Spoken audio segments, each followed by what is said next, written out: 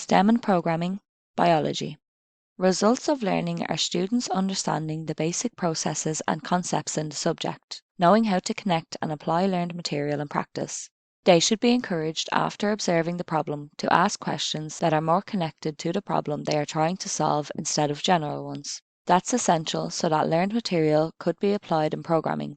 The emphasis is on the activities of a student who will test some hypothesis. The teacher directs and helps students deduce parts they do not understand. Biology simulations that can help students to better understand lectures and some example biology tasks can be found in the accompanying documents. STEM and Programming, Chemistry. In physics, students learn differences between scientific hypothesis, scientific theory, and scientific law. Physics simulations that can help students to better understand lectures and some example physics tasks can be found in the accompanying documents. STEM and Programming, Mathematics. Games make math more fun, so students can see math as a game which will motivate them to learn more about it.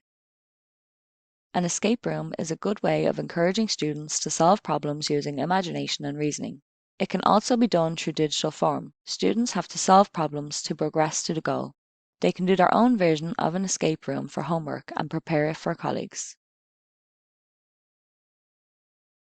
Storytelling is also an efficient way of motivation for students to participate in lecturing. Give a problem related to a new lecture and ask them to solve it by using Python or Scratch.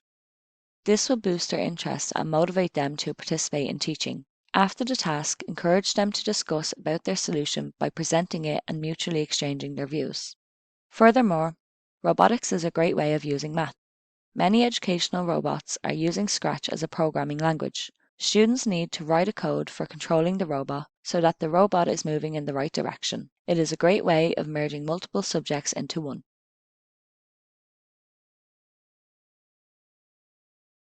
Microbit is a pocket-sized computer. By using it, students learn how software and hardware work together. Using Microbit, students learn to solve math problems while programming in Scratch. Solving tasks by writing code is also an efficient way of merging lectures and programming. The whole code with an error can be given to students and they have to find and correct the mistake. Students solve the task on paper so that they can check the right answer. Then they have to discover a pattern that they can use in all examples based on that type of problem. The task is over when they are able to write pseudocode that will solve all similar tasks, regardless of input variables. Students can make their own quizzes for homework, use them for test preparation, and play against each other in the classroom. For example, every quiz has 3 questions, and the winner is the student with the highest points overall.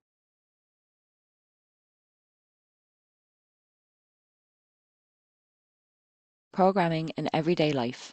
We are often not even aware that we are constantly surrounded by programming and various programming products. Some of the world's most famous programming examples are Enigma, the rover on Mars, Apollo 11 moon landing.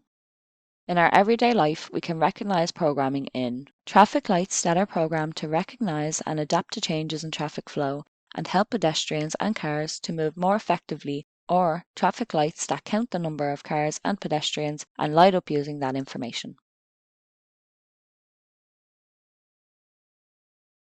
A coffee machine in which at the press of a button you can get the specific desired drink. Smart lights that are made with Bluetooth technology that allows them to be controlled via mobile apps. Mobile phones that are a pure example of programming.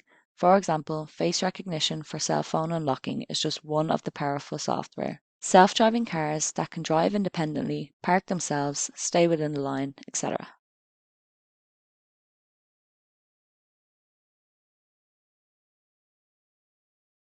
Some everyday actions that are innate and natural to us could be seen as a program, just as a program of our brain. For example, most people have some routine when they wake up, such as brushing their teeth, drinking coffee, etc. It's like a never-ending loop that says whenever you wake up, brush your teeth, drink your coffee. These examples are a good start to thinking and discussing programming with students.